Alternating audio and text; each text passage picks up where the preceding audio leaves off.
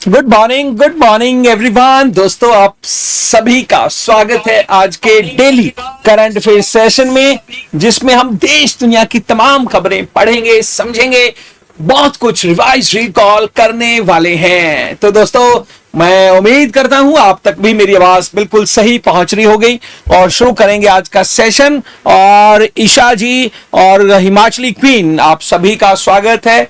दोस्तों, आज की जो पहली जो न्यूज है वो आज से इंपॉर्टेंट डे से जुड़ी हुई है।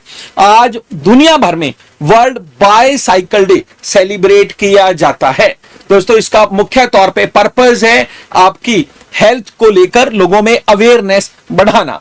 आज से 30-35 वर्ष पहले दोस्तों, जब ऑटोमोबाइल इंडस्ट्री या ऑटोमोबाइल्स की जो अवेलेबिलिटी लोगों के पास उतनी ज्यादा नहीं थी, तो दोस्तों लोगों की हेल्थ भी काफी बेहतर थी। और इस वजह से कि लोग काफी सारे काम अपने बाईसाइकिल पर कर सकें, इसका भी इस्तेमाल करें, इस पर्पस से इसका जो दिन है वो ऑब्जर्व करना शुरू किया। और इस साल का जो थीम है वो बड़ा ही इंटरेस्टिंग है दोस्तों। थीम रखा है इसका, दैट इज प्रमोटिंग हेल्थ को भी प्रमोट करना है बाईसाइकिल यूज करके, इक्विटी, ताकि भाई पूरी दुनिया में समानता रहे, एंड सस्टेनेबिलिटी थ्रू साइकिलिंग। अब देखिए, सस्टेनेबल शब्द बहुत बार आज के टाइम पीरियड में उसका इस्तेमाल होता है अंतरराष्ट्रीय मंचों पर, क्योंकि दोस्तों एनवायरमेंट को प्रोटेक्ट करना है, उसके लिए शब्द है सस्टेनेबल एनवायरमेंट। तो भाई अगर हम इनका इस्तेमाल करेंगे अपने छोटे मोटे कामों के लिए ही, तो इससे डेफिनेटली हमारी जो गाड़ी या हम स्कूटर या बाइक चला रहे हैं उसका इस्तेमाल कम होगा और पूरी दुनिया भर में टेम्परेचर जो है वो बढ़ने से रुकेगा और कार्बन न्यूट्रलिटी की तरफ जो हम जाना चाहते हैं 2070 तक का हमारा जो टारगेट है वो भी अचीव हो पाएगा। तो थीम याद रखें, promoting health, equity and sustainability through cycling, और पूरी दुनिया भर में इसे सेलिब्रेट किया जाता है। मैं आगे बढ़ने से पहले और जो स्टूडेंट जुड़े हैं उनसे कुछ कहने से पहले जल्दी से बता दूं इंपॉर्टेंट डेज। अगर मैं जून की बात करूं कुछ और कौन कौन से हैं दोस्तों, सबसे पहले मैं बात करूंगा 5th ऑफ जून की। 5th ऑफ जून को वर्ल्ड इन्वायरमेंट डे जो है वो सेलिब्रेट किया जाएगा। फिर अगर मैं कुछ इंपॉर्टेंट, वेरी इंपॉर्टेंट की बात करूं, 8 जून को वर्ल्ड ओशन डे सेलिब्रेट किया जाएगा। फिर उसके बाद अगर मैं बात करूं 12 जून को इंटरनेशनल डे फॉर नर्सिंग या international day of nurses celebrate किया जाता है। फिर 14 जून को वर्ल्ड ब्लड डोनेशन डे जो है वो सेलिब्रेट किया जाता है। फिर 20 जून को वर्ल्ड रेफ्यूजी डे सेलिब्रेट किया जाता है। 21 जून को जो है वो योगा डे सेलिब्रेट किया जाता है। और अब आपके पास फिर 20 सेकंड है, प्राइज जीतने का मौका है। कल आप सबको पता है हिमाचली क्वीन, इन्होंने प्राइज जीता था दोस्तों 100 रुपीज का। सबसे पहले इनको बहुत सारी शुभकामनाएं और आप भी सारे के सारे इनको बधाई दें। और अब क्वेश्चन ये है कि श्रीलंका की सबसे पुरानी आयुर्वेद यूनिवर्सिटी का नाम क्या है? You have only 20 seconds. और उसको बनाया किसने था? जल्दी जल्दी से दें। और फिर last 29 of June national statics day. और दोस्तों ये नेशनल स्टैटिक्स डे ये पीसी महालनोबिस जी का बर्थडे होता है। तो ये कुछ इंपॉर्टेंट डेज हैं जून महीने के। और आज वर्ल्ड बाईसाइकिल डे, कल तेलंगाना डे था जो श्री कृष्णा कमेटी की रिकमेंडेशन पर बनाया गया था दोस्तों। कब? और ये बनाया गया था जो है 2014 में। हाँ जी, ठीक, तो ये याद रखना है। फिर दूसरी न्यूज, उससे पहले कोई भी मेरे प्रश्न का सही उत्तर नहीं दे पाया है। हाँ जी, वो थीम था Himachali queen, yoga for earth one nation. हाँ जी, ठीक है। तो श्रीलंकन ओल्डेस्ट आयुर्वेदा यूनिवर्सिटी, जिसकी मैं कुछ दिन पहले बात भी कर रहा था, गमफाहा विक्रमा रांची यूनिवर्सिटी, और बताया था यहां योग डे सेलिब्रेट किया गया। और ये 1929 में जो है पंडित जीपी विक्रमा सिंघा द्वारा जो है इसको इनोग्रेट या इसको स्थापित किया गया था। चलिए कोई बात नहीं, पहले प्रश्न का उत्तर नहीं दे पाए विद्यार्थी, फिर एक पूछूंगा थोड़े समय के बाद, दोबारा से पूछूंगा। वैसे एनिमेशन पी के थोड़ा सा लेट हो गए, लेकिन भाई मैं 15 से 20 सेकेंड ही आपको दूंगा। दूसरी जो क्वेश्चन है वो है दोस्तों, जर्मनी की इस वहां की फॉर्मर विदेश मंत्री रही हैं एना लेना बैरबॉक से। एना लेना बैरबुक का ये क्वेश्चन है। मैं इससे पहले कि आगे बढ़ूं, जर्मन दोस्तों जिसका कैपिटल बर्लिन है, जिसकी कैपिटल यूरो है, और ये जो जर्मन है भाई, जिसमें हाल ही में वहां के चांसलर को लेकर भी इलेक्शन हुआ था, और आपको याद होगा फ्रेडरिच यहाँ के फ्रेडरिच मर्ज यहाँ के जो है चांसलर के तौर पे वो चुने गए थे। तो अब जो है इनकी पूर्व जो विदेश मंत्री हैं भाई एनालेना बैरबुक, इनको यूनाइटेड नेशन सिक्योरिटी, माफ कीजिए, यूनाइटेड नेशन जनरल असेंबली का प्रेसिडेंट चुन लिया गया है। यहां पर आपको कंफ्यूज नहीं होना है, इनके यूनाइटेड नेशन के जो सेक्रेटरी जनरल हैं वो अंटोनियो ग्यूटरस ही रहेंगे। यहां पर मैं सेक्रेटरी जनरल की बात नहीं कर रहा, मैं बात कर रहा हूं प्रेसिडेंट की, और ये जो प्रेसिडेंट बनी है एनालेना बैरबुक। और आप सबको पता है यूनाइटेड नेशन जो जनरल असेंबली है इसमें टोटल 193 कंट्रीज मेंबर हैं, और 193 में 167 वोट जो है इनके फेवर में आए। इवन रशिया ने भी इन्हें बैक किया, इनके फेवर में वोट किया, और इनको जो है चुन लिया गया है new president of United nation. यहां पर याद रखें यूनाइटेड नेशन जो है वो 24 अक्टूबर 1945 में बना था, और अगर आप 1945 के अब तक का देखेंगे, अभी 80 साल हो जाएंगे इस साल, और यूनाइटेड नेशन एक प्रोग्राम भी इनिशिएटिव कर रहे हैं, उसे सेलिब्रेट कर रहे हैं UN80 के नाम पर। ये दुनिया भर में बहुत सारे मसलों का हल जो है UN के जरिए हम जो है वो सुलझा पाए थे। यहां पर आप सभी से पूछना चाहूंगा, United nation peace keeping day कब सेलिब्रेट किया जाता है? ये बहुत इंपॉर्टेंट है, काफी बार आपको बताया था। United nation peace keeping day, ठीक है, पिछले महीने था भाई, अगर आपको याद हो तो, ठीक है, तो अगर याद हो UN पीस कीपिंग डे, और याद है तो बताओ 29 मई note 28 Himachali, it is 29th of May. ठीक है, आगे बढ़ने से पहले एक और क्वेश्चन, और क्वेश्चन है कि जो 23 मई को वर्ल्ड टर्टल्स डे सेलिब्रेट होता है, कछुआ, असम का कौन सा मंदिर है जिसको कि भाई टर्टल्स के लिए जो है रेफर्ड किया गया था, उसके लिए जो है उसको प्रेम जो है उसकी कंजर्वेशन के लिए डेडिकेटेड किया गया था? जल्दी से बताएं, असम के बिश्वनाथ डिस्ट्रिक्ट का मंदिर का नाम क्या था? जल्दी जल्दी से आपको मुझे बताना है। ऑपरेशन ओलिविया अलग है, वो जो वहां पर इंडियन कोस्ट गार्ड ने शुरू किया। यहां तो Assam temple dedicated for turtles, उसकी मैं बात कर रहा हूं। हाँ जी, और ये बिश्वनाथ डिस्ट्रिक्ट में अगर आपको याद हो नाग शंकर मंदिर, पूनम ने, हिमाचली क्वीन एनिमेशन ने बिल्कुल सही उत्तर जो है वो दिया है। ठीक, चलिए इनका नाम सारे एक बार लिख लें, एनालेना बैरबुक। ठीक है, अपॉइंटमेंट है, अब अपॉइंटमेंट है तो कुछ और अपॉइंटमेंट्स देख लें। ठीक है, मैं चलो ज्यादा नहीं, आपसे 2-3 ही पूछूंगा और आपको बताना है, या लिखूंगा नहीं है।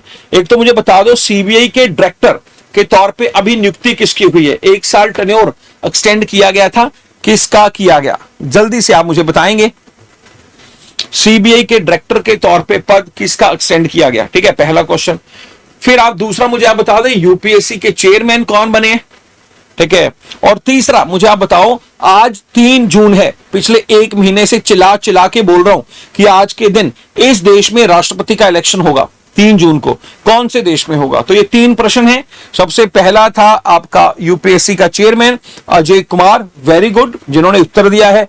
और फिर यहां पर एक क्वेश्चन पूछा आपसे, प्रवीण सूद, वेरी गुड, सीबीआई के डायरेक्टर, उनका 1 साल टेन्योर एक्सटेंड हुआ है। और आज इलेक्शन कौन से देश में है भाई? In which country election will be held of president?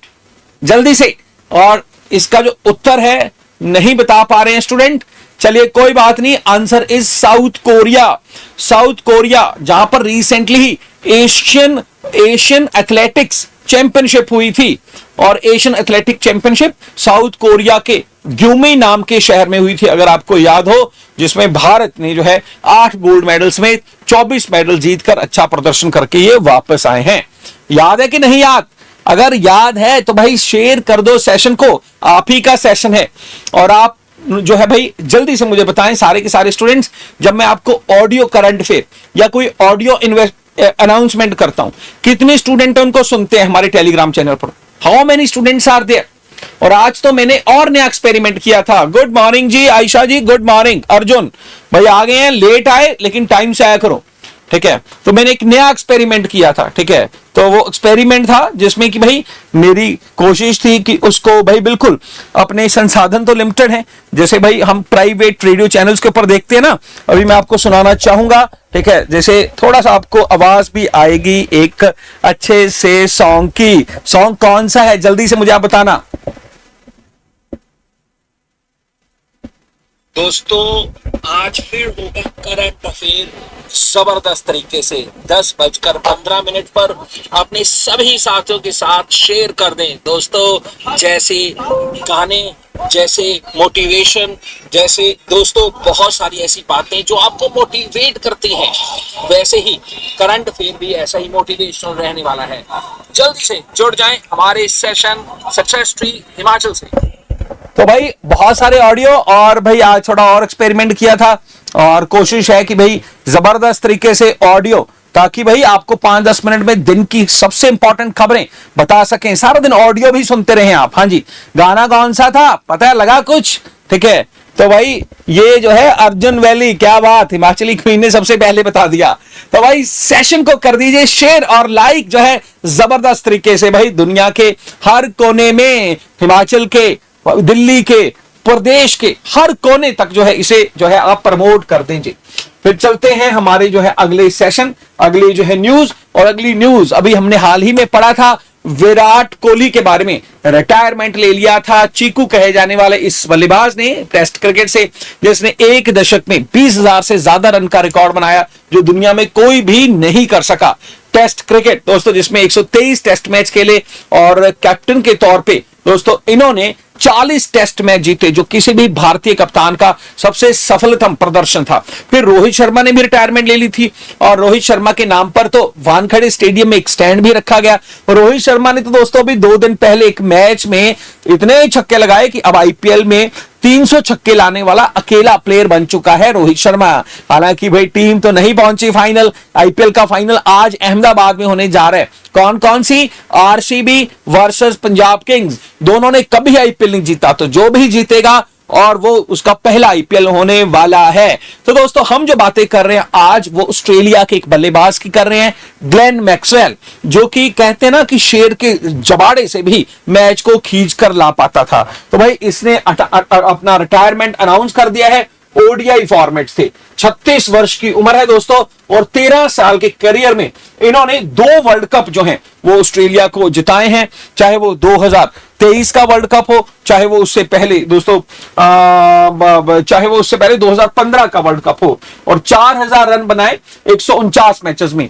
इनके 4000 रन को देखकर शायद आप इतने हैरानी नहीं, लेकिन भाई जिस पोजीशन पर 7वीं 6ठी पोजीशन पर आकर जिस वजह जैसे ये रन बनाते थे वो जबरदस्त था। और दोस्तों जिसमें भाई जो है ODI history for player with over 2000 run, और इनका जो बैटिंग स्ट्राइक रेट था ओडीआई हिस्ट्री में, और भाई जो है वो काफी ज्यादा जो है वो रहा।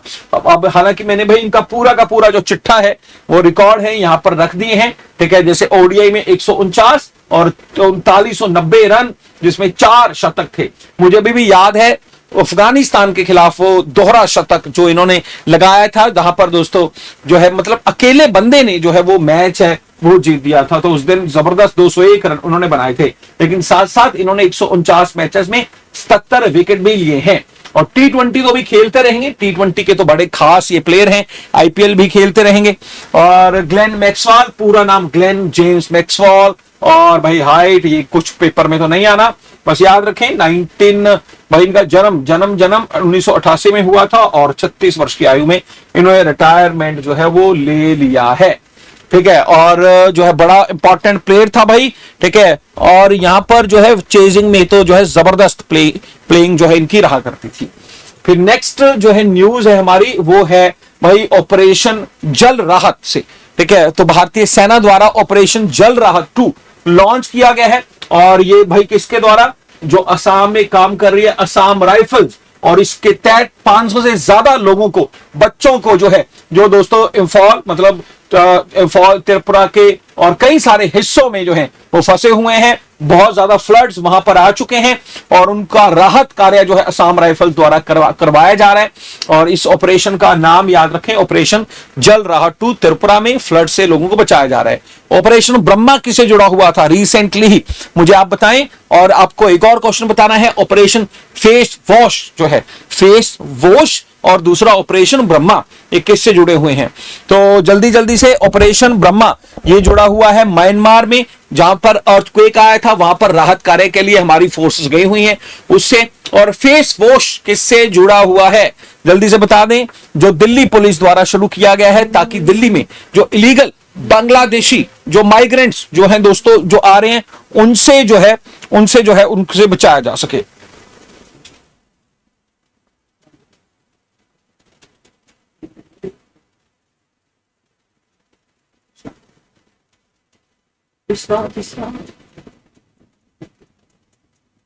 हाँ जी, तो जो है ये अगर हम बात करें कि जो है ऑपरेशन ब्रह्मा और ऑपरेशन जल राहत, और तीसरा जो है वो है ऑपरेशन जो मैं आपसे बात कर रहा था दोस्तों, फेस वॉश, दिल्ली सरकार। हाँ जी, ठीक है, तो ये है। और दोस्तों यहाँ पर अगली न्यूज से पहले जो है,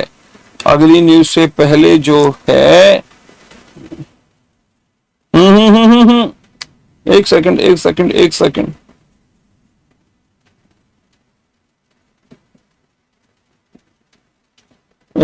भाई, एक सेकंड। ये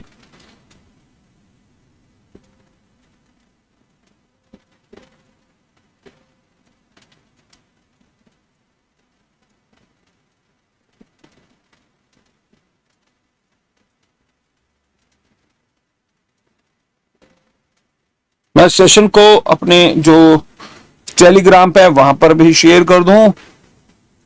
सेशन को यार आप भी शेयर शुरू कर दिया करो।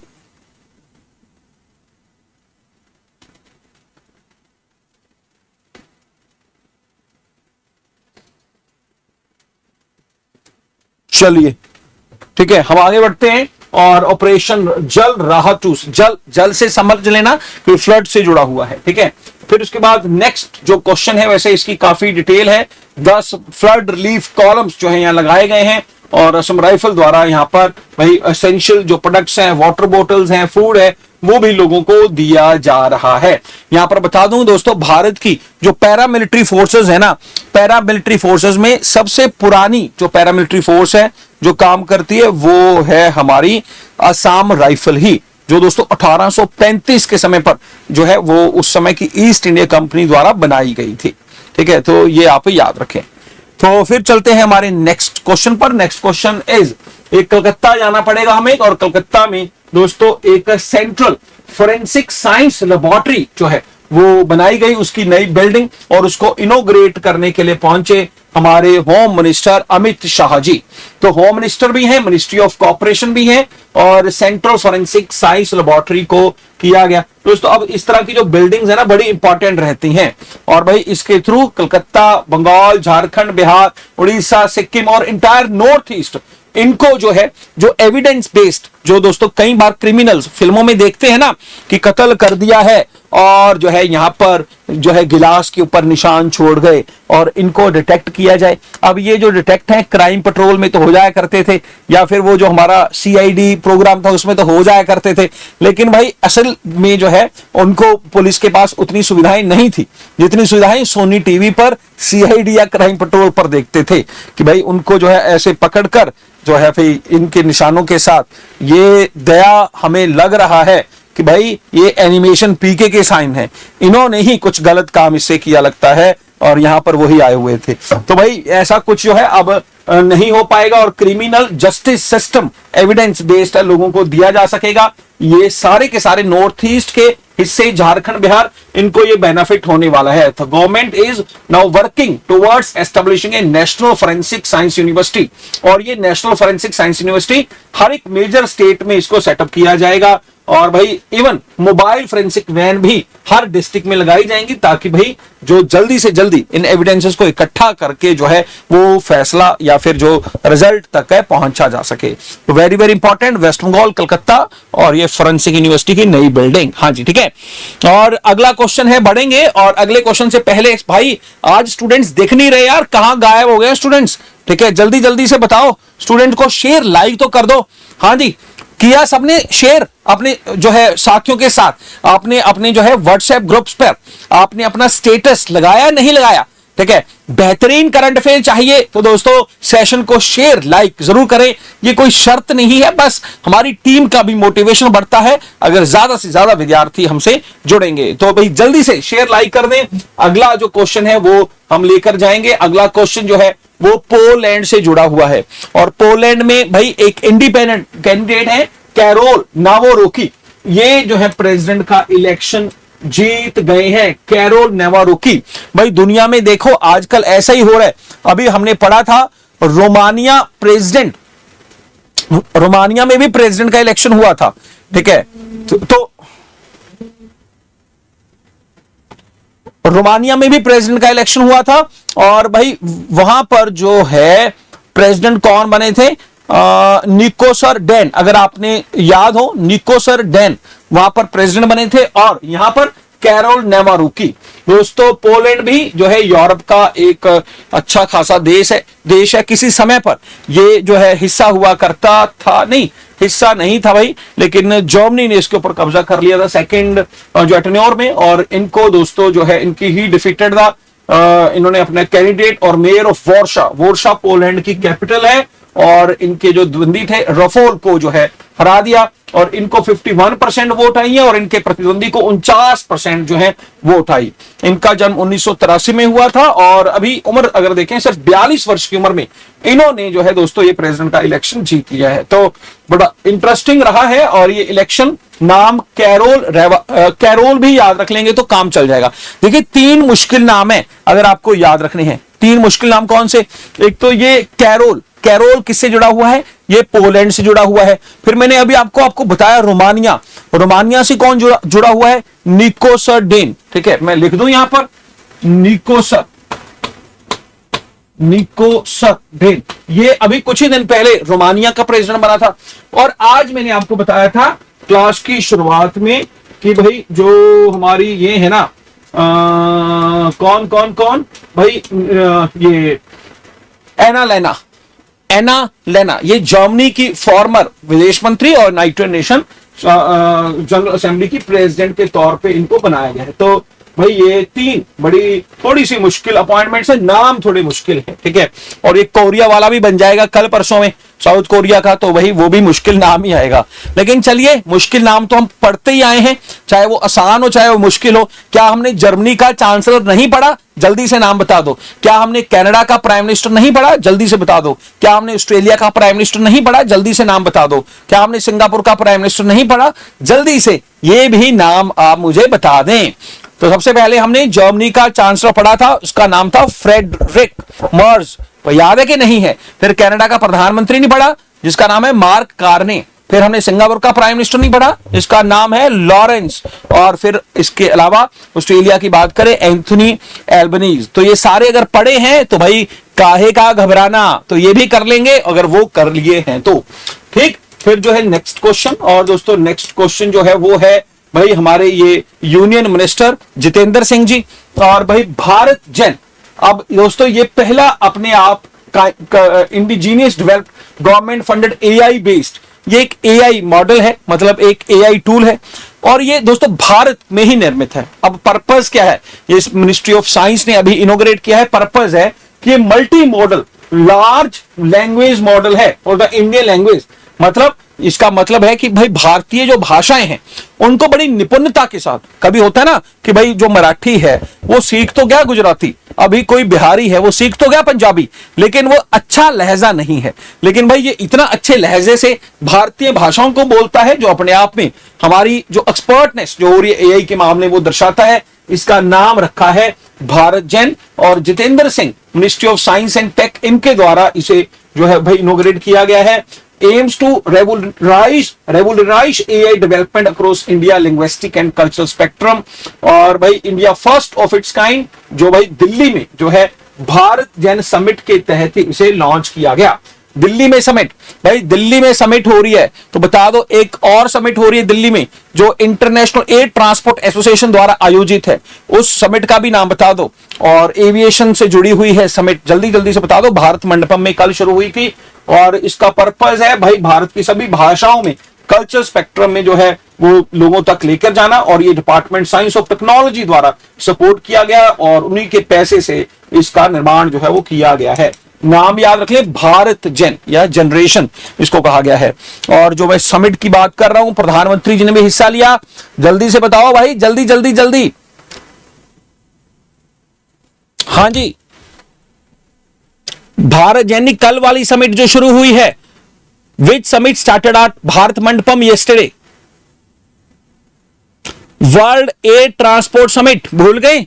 वर्ल्ड एयर ट्रांसपोर्ट समिट भाई बहुत बहुत ही बुरी बात है। और इसका ये 82nd एडिशन है जो भारत इसको होस्ट कर रहा है। चलिए कोई बात नहीं, ठीक है। फिर उसके बाद नेक्स्ट क्वेश्चन, ये लड़कियां आपको दिख रही हैं, लड़कियों की क्रिकेट आपको दिख रही है, तो दो इंपॉर्टेंट क्वेश्चन मुझे बता दो। एक तो जो है भाई इस साल का WPL वुमेन प्रीमियर लीग किसने जीता था, पहला इंपॉर्टेंट क्वेश्चन। और दूसरा, अभी ट्राई सीरीज हुई थी इंडिया श्रीलंका और साउथ अफ्रीका की, श्रीलंका में इंडिया ने जीत ली, उसमें प्लेयर ऑफ द टूर्नामेंट है किसको आंका गया था। तो ये दो प्रश्न बता दो। वुमेन प्रीमियर लीग जीती थी मुंबई इंडियंस ने, और दूसरी तरफ अगर मैं बात करूं दोस्तों उसमें जो हिमाचल प्रदेश की थी भाई, नाम क्या था उनका? राणा। कौन से राणा?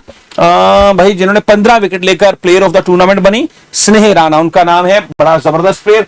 और अब आईसीसी ने अनाउंस किया है दोस्तों schedule for women ODI world cup.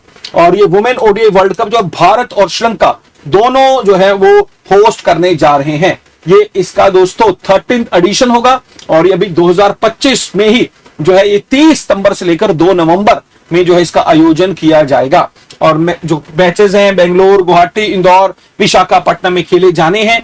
और टोटल इसमें जो टीम्स हैं 8 टीम्स हिस्सा लेंगी, India, Australia, England, south Africa, New Zealand, Sri Lanka, Bangladesh और पाकिस्तान। अब देखते हैं पाकिस्तान आता है कि नहीं आता। हम तो नहीं गए थे चैंपियंस ट्रॉफी खेलने, हम तो कहा कि भाई हम तो दुबई खेलेंगे, और पाकिस्तान को भी वहीं आके खिलवाया था। अब लेट्स सी पाकिस्तान की लड़कियां खेलने आती हैं कि नहीं आती। तो याद है ना ऑपरेशन सिंदूर 7 मई की सुबह को। और ऑपरेशन सिंदूर के अलावा ऑपरेशन सिंदूर का लोगो किसने डिजाइन किया वो जल्दी से मुझे आप बता दें। और दूसरा आप मुझे बताएंगे कि ऑपरेशन जो है किलर जो है वो आपको वैसे बता ही देता हूं, कश्मीर के अंदर टेररिस्ट को खत्म करने के लिए सेना द्वारा शुरू किया गया था। और उन 2 आर्मी मेंस के नाम बताओ जिन्होंने ऑपरेशन सिंदूर का लोगो डिजाइन किया था। जल्दी से लेट्स सी कितने विद्यार्थी सही उत्तर बता पाएंगे। हाँ जी, design of operation Sindoor was, हाँ जी क्या 2 नाम थे?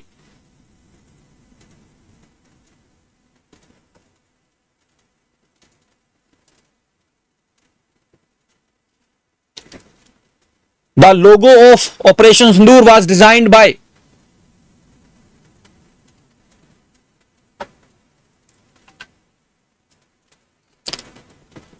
very good सुरेंद्र सिंह और हर्ष गुप्ता। वेरी गुड, बहुत ही बढ़िया, बहुत ही शानदार। ठीक है, तो दोस्तों यहां पर जो है हमारा ये खत्म होता है हमारे आज के करंट अफेयर्स।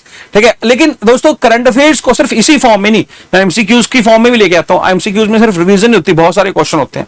अब पहला ही क्वेश्चन देख लें। अब पहला जो क्वेश्चन है वो है, सुप्रीम कोर्ट ने फिलहाल तीसरे बच्चे के लिए भी मैटरनिटी लीव जो है वो अलाउड कर दी है। और सुप्रीम कोर्ट का ये जो फैसला है दोस्तों किस हाई कोर्ट के फैसले के उल्ट सुनाया गया, क्योंकि उस हाई कोर्ट ने कहा था मैटरनिटी लीव सिर्फ पहले बच्चे के दौरान ही मिलेगी, तो अब तीसरे बच्चे के दौरान भी मिल गई है। और इन्होंने कहा हर बच्चे पे मिलेगी भाई जितने बच्चे होंगे। इलाहाबाद हाई कोर्ट के फैसले को ओवरटर्न किया है। मद्रास, पटना या गुजरात, कौन से फैसले को इन्होंने किया है? और उत्तर इलाहाबाद आ रहा है बच्चों का, लेकिन उत्तर गलत है। सही उत्तर इसका मद्रास हाई कोर्ट है जी। Chennai is the correct answer. चलिए बी इसका करेक्ट आंसर है। ठीक है, और यहां पर हाँ जी ठीक है, तो मैटरनिटी लीव सुप्रीम कोर्ट की जो रूलिंग, ठीक है। फिर नेक्स्ट इज बताएं national commission for backward classes. भाई इसने अपनी एनुअल रिपोर्ट 2022 और 2023 की किसको सौंपी है? President, parliament, council of minister, supreme court. यहां पर national commission for backward classes chairman, ये भी पता हो, जिनका नाम है श्री हंसराज गंगाराम अहीर। ठीक है, हंसराज, मैं लिख देता हूं, हंस राज गंगाराम अहीर इनका नाम है, और इनके द्वारा ये रिपोर्ट राष्ट्रपति जी को सौंपी गई है। वर्ल्ड रीफ अवेयरनेस डे कब होता है? 23 मई, 31, 1 या 2 जून? Reef awareness day